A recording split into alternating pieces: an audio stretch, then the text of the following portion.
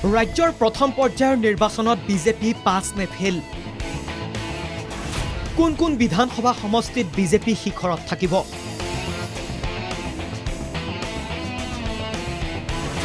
যোৰহাটক লৈ বিজেপিৰ অংক মিলিল নে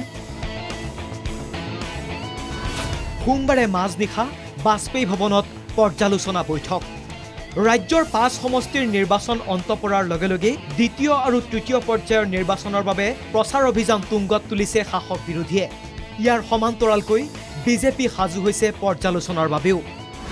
মুখ্যমন্ত্ৰীক ৰিপৰ্ট লাগে 5 সমষ্টিত কি লাভ হ'ল কি ক্ষতি হ'ল 5 সমষ্টিৰ তথ্যভিত্তিক ৰিপৰ্ট লৈ বাজপেয়ী ভৱনলৈ তলব কৰা হৈছে সমষ্টি কেইটাৰ অন্তৰ্গত দলীয় বিধায়কসকলক বিজেপিত সাংগঠনিকভাৱে সকলোৱে সেৱা আগবঢ়াব লাগে প্ৰথম পৰ্যায়ত আমাৰ যিসকল সন্মানীয় সাংগঠনিকভাৱে উৎপত্তি থকা আমাৰ সন্মানীয় বিধায়কসকল তাৰ বহুকেইগৰাকী প্ৰভাৰী তেখেতসকল আজি আমাৰ মুখ্যমন্ত্ৰী মহোদয়ৰ লগত নিশা প্ৰায় 10 বজাত বাজপেয়ী ভৱনৰ এক বৈঠকত মিলিত হ'ব বিজেপি বিধায়কসকল আশাবাদী কিন্তু বহু চৰ্চিত যোৰহাটত কি হ'ব বিজেপিৰ ফলাফল যোৱা সময়ছোৱাত আমি যিমানখিনি ঘূৰিলোঁ প্ৰায়খিনিত দেখা গ'ল যে যথেষ্ট সংখ্যক ৰাইজে এবাৰ পুনৰ ভাৰতীয় জনতা পাৰ্টিৰ পক্ষে ভোটদান কৰাৰ এটা সিদ্ধান্ত লোৱা দেখা পোৱা গ'ল বহু জেগাত নতুন প্ৰজন্মৰ কিছু সংখ্যক যুৱকে কনফ্ৰণ্ট কৰাও দেখা গৈছিলে বা সেই সময়ত কোৱা দেখা গৈছিলে কিন্তু তথাপিও সৰহ সংখ্যক যিসকলে যোৱা সময়ছোৱাত উন্নয়নৰ দুটা ছবি দেখিছে ভাৰতীয় জনতা পাৰ্টি আগৰ ছবিখন ভাৰতীয় জনতা পাৰ্টি চৰকাৰ পিছৰ ছবিখন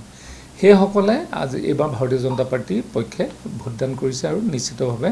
যোৰহাট লোকসভা সমষ্টিত তপন গগৈ ডাঙৰীয়া জয়ী হ'ব বাগা বাগা নেতা বিজেপিৰ যোগদানটোৱে প্ৰমাণ কৰিছে যে কংগ্ৰেছৰ প্ৰতি তেওঁলোকৰ আস্থা নাই যে ৰাইজৰতো আৰু আস্থা নাই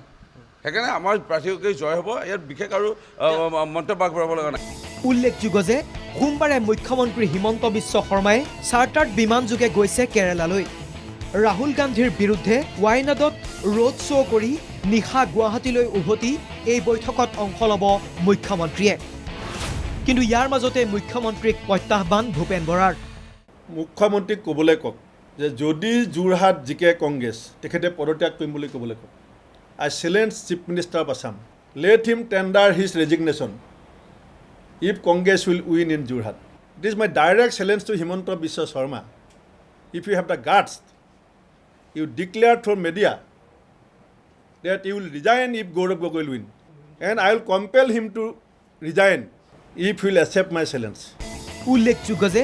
বিজেপিয়ে ইতিমধ্যে নিৰ্বাচন অনুষ্ঠিত হৈ যোৱা সমষ্টিসমূহৰ বুথ আৰু মণ্ডল পৰ্যায়ৰ পৰাও সংগ্ৰহ কৰিছে তথ্য